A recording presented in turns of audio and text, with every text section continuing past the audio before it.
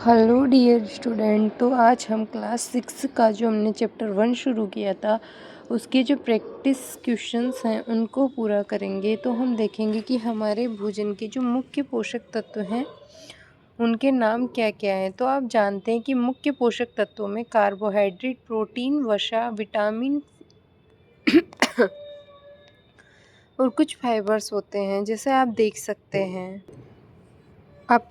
आप यहाँ देख सकते हैं कि हमारे भोजन में मुख्य पोषक कार्बोहाइड्रेट, प्रोटीन, वसा, विटामिन, खनिज, लवण हैं। इसके अतिरिक्त हमारे भोजन में रुक्षांश और जो फाइबर्स होते हैं और जल की भी मात्रा शामिल है, जिनकी हमारे शरीर को आवश्यकता है। ये क्या हो गया? पेज नंबर कौन से पे? ये आपके लिए जो क्वेश्चन है पेज नंबर 2 पे ये आंसर दिया हुआ है, तो आप इसे नोट कर लीजिए, ठीक है, ताकि कम टाइम में हमारे चैप्टर के क्वेश्चन सॉल्व हो सकें।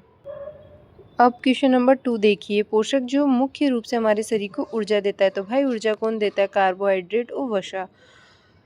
पोषक जो हमारे शरीर की वृद्धि और अनुरक्षण के लिए आवश्यक है। तो वृद्धि के लिए आपको पता ही होगा प्रोटीन आवश्यक है। प्रोटीन किस में होता है? दाल में। मैं भी आपको प्रोटीन के स्रोत भी दिखाऊंगी, कार्बोहाइड्रेट और वसा के भी स्रोत दिखाऊंगी। वे विटामिन जो हमारी अच्छी दृष्टि के लिए आवश्यक है, विटामिन ए होता है।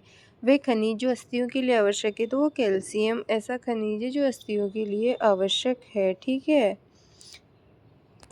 दो ऐसे खाद्य पदार्थों के नाम लिखिए जिनमें निम्न पोषक प्रचुर मात्रा में उपलब्ध हो, ठीक है। दो ऐसे खाद्य पदार्थों के नाम बताने हैं जिनमें पोषक प्रचुर मात्रा में उपलब्ध होते हैं। तो पोषक किस में होता है? प्रोटीन में होते हैं और वसा में होते हैं। कार्बोहाइड्रेट और वसा में होता है, कार्बोहाइड्रेट और वसा। लेकिन हम इन सबके सारों के स्रोत देख सकते हैं, जैसे कि वसा किस में होती है? तो अंडा है, घी है, माखन है, दूध है। और मंड किस में होता है? जो स्टार्च, कार्बोहाइड्रेट, आलू, चीनी, चावल। आहारी रेशे सब्जियां, फल। और प्रोटीन किस में होता है? दूध और फल या अंडे, दाल इन सब में प्रोटीन होता है, ठीक है।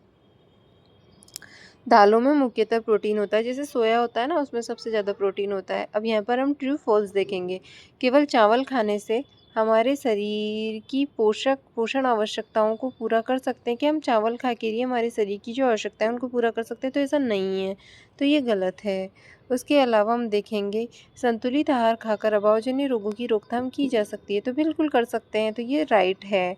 उसके अलावा अगला है, शरीर के लिए संतुलित आहार नाना प्रकार के खाद्य पदार्थ होने चाहिए। तो संतुलित आहार, बैलेंस डाइट में अलग अलग प्रकार के खाद्य पदार्थ होने चाहिए, ये सही है।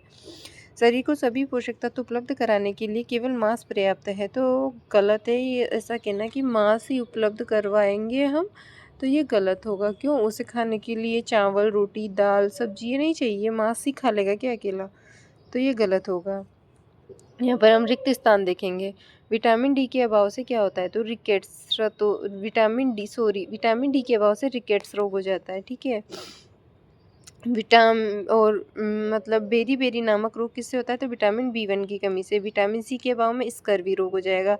हमारे भोजन में विटामिन ए के अभाव में रतौंधी रोग हो जाता है, जिससे चकाचौंध मतलब हमें रात्रि में कुछ दिखाई नहीं देता। जैसे अंधेरा होता है तो अंधेरे में कम दिखाई देता है, ठीक है। तो यहाँ आज के लिए इतना ही। आगे हम कल देखेंगे कि वस्तुओं के हम समूह कैसे बना सकते हैं। क्लासें बहुत दिनों बाद शुरू हुई है, उसके लिए मैं आपसे सॉरी कहना चाहूँगी एक बार के लिए, क्योंकि कुछ रीज़न्स थे उनकी वजह से आपकी क्लास कंटिन्यू नहीं हो पा रही थी। लेकिन अब आपकी क्लास आगे कंटिन्यू होगी। सारे चैप्टर सीक्वेंस से चलेंगे, चैप्टर 6, 2nd, 3rd, 4 ऐसे पूरे चैप्टर। फिर 6 क्लास की एनसीईआरटी के बाद हम 7th क्लास की एनसीईआरटी पढ़ेंगे। 8th की मैं ऑलरेडी करवा चुकी हूँ। फिर हम 9th, 10th, 11th, 12th ऐसे धीरे धीरे हम सारी एनसीईआरटीज़ को कवर करेंगे साइंस से रिलेटेड। तो आपको कोई भी क्वेरी हो, क्वेश्चंस हो, तो आप कमेंट में मेरे से पूछ सकते हैं। जय हिंद, जय भारत। आप इसे रीड कीजिए, आप इसे घर पे जाके चैप्टर को पढ़िए। मैं इसे पढ़ा चुकी हूँ, मेरे वीडियोस देखिए पहले इस चैप्टर के, पहले चैप्टर के, और क्वेश्चंस को सोल्व करने का प्रयास कीजिए। आई होप आपको सब कुछ अच्छे से समझ आएगा। जब तक के लिए जय हिंद, जय भारत।